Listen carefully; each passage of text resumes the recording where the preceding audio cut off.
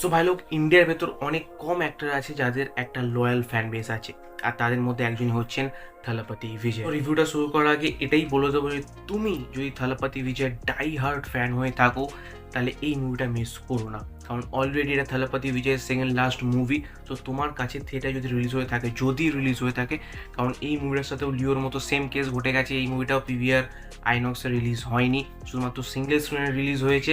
তো তোমার কাছাকাছি থিয়েটারে যদি এই মুভিটা রিলিজ পেয়ে থাকে তাহলে তুমি ডেফিনেটলি যাও এই মুভিটা দেখতে।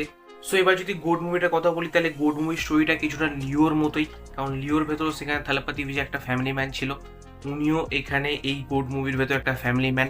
অ্যান্ড ওনার ফ্যামিলিতে কেউ জানে না যে উনি একটা সিক্রেট এজেন্ট, অ্যান্ড যে কারণে উনি ওনার ফ্যামিলিকে নিয়ে ব্যাংককে যান একটা সিক্রেট মিশনে, আর সেই সিক্রেট মিশনই হয়ে যায় ওনার ফ্যামিলির সাথে একটা কাণ্ড। অ্যান্ড তারপর আমাদের থালাপতি বিজয় নিজের ফ্যামিলিকে বানাতে পারে কি না, এটা জানতে গেলে তোমাকে ডেফিনেটলি এই গোট মুভিটা ওয়াচ করতে হবে। সো এবার যদি কথা বলি কি কি ভালো আছে এই মুভির ভেতর, তাহলে ফার্স্টে আমি এই মুভির কমেডির কথা বলবো, বিকজ ওভারঅল হোল মুভির ভেতর যে কমেডিটা ছিল সেটা আমার জন্য বেশ ওয়ার্ক করেছে। অ্যান্ড তার পাশাপাশি থালাপতি বিজয়ের পারফরমেন্স, ভাই সাহেব থালাপতি বিজয়ের 5টা লুক আছে এই মুভির ভেতর, অ্যান্ড প্রতিটা লুকে প্রতিটা ক্যারেক্টারে ওনার পারফরমেন্স দুর্ধর্ষ লেভেলের ছিল, যে কারণে থালাপতি বিজয়ের ফ্যান্সদের এই মুভিটা ব্যাপক লাগবে, কারণ এই মুভির ভেতর ফ্যান সার্ভিস ভরে ভরে আছে। আর মুভির সেকেন্ড হাফে অনেকগুলো টুইস্ট আছে যেগুলো আমার জন্য ওয়ার্ক করে।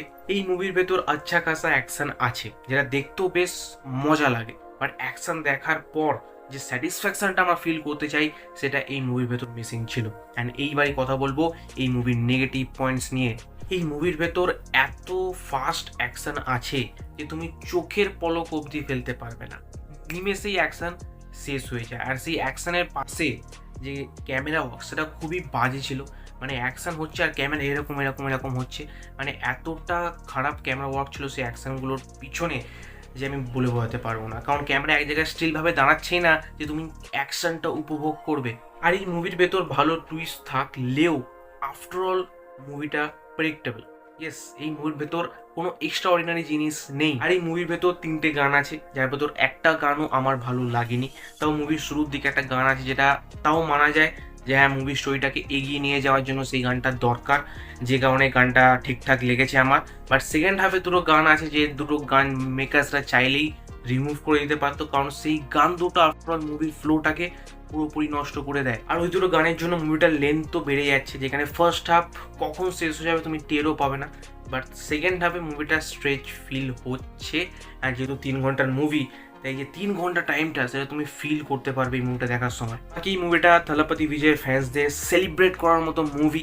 আর এই মুভির ভেতর থালার ক্যামিও আছে কি না সেটা জানতে তোমাকে ডেফিনেটলি এই মুভিটা ওয়াচ করতে হবে। সো আমি এই গুড মুভিটাকে দেবো 5-এর ভেতর 3টে স্টার। আর তুমি যদি গুড মুভিটা দেখে থাকো তাহলে তোমার এক্সপিরিয়েন্স তুমি অফকোর্স কমেন্টে জানাতে পারো। আর আমি মির্জাপুরের গোট ক্যারেক্টার নিয়ে কথা বলেছি, তুমি যাও গিয়ে সেই ভিডিওটাকে চেক আউট করতে পারো। তোমার সাথে দেখা হবে ঠিক সেই ভিডিওতে। So by.